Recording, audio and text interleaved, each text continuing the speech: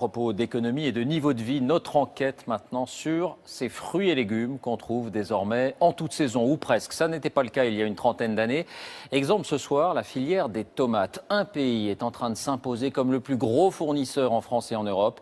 Il s'agit du Maroc. Dans quelles conditions et à quel prix? Laurent Desbonnets, Valérie Lucas avec notre bureau à Montpellier. Elles sont présentes sur les étals toute l'année, été comme hiver. Les tomates. En ce moment, la plupart viennent du Maroc.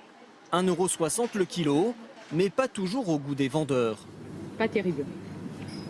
C'est pas trop la saison, hein. Où sont cultivées ces tomates, vendues même en hiver? Comment les prix peuvent-ils être si bas, hors saison? Nous avons remonté toute la filière de la tomate. Et c'est à Agadir qu'il faut aller, dans le sud du Maroc. Du soleil toute l'année, un climat idéal pour cultiver les tomates à très grande échelle. Et c'est vu du ciel que ces cultures apparaissent dans toute leur étendue. Ces rectangles blancs, ce sont des serres immenses dans lesquelles sont cultivés les fruits et légumes que nous consommons tout l'hiver. Voici ce que les agriculteurs marocains appellent le jardin de l'Europe.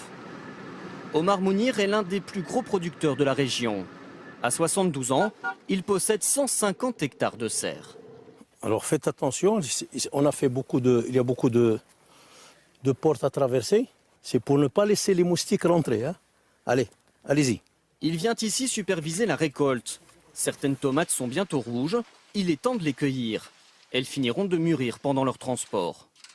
Sous cette serre travaillent 95 salariés. La main-d'œuvre, c'est la première différence par rapport à l'Europe. Des ouvriers payés environ 10 € la journée, tout juste 1 heure de SMIC en France.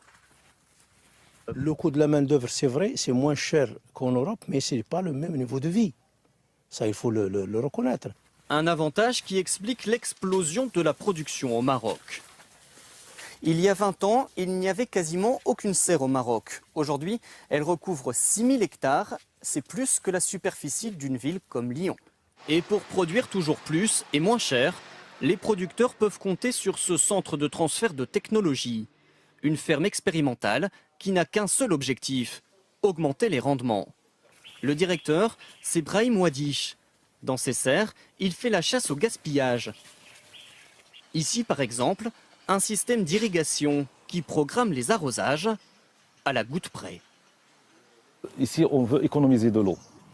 Donc on veut voir quelle est la dose et la fréquence optimale pour avoir le meilleur rendement. Et on peut économiser jusqu'à combien d'eau? On peut économiser jusqu'à 50% d'eau. Un peu plus loin, le scientifique perfectionne des techniques de culture hors sol, semblables aux plus modernes employées en Europe. Des blocs de plastique remplis de fibres végétales. Avec ces innovations, la culture marocaine est ultra compétitive.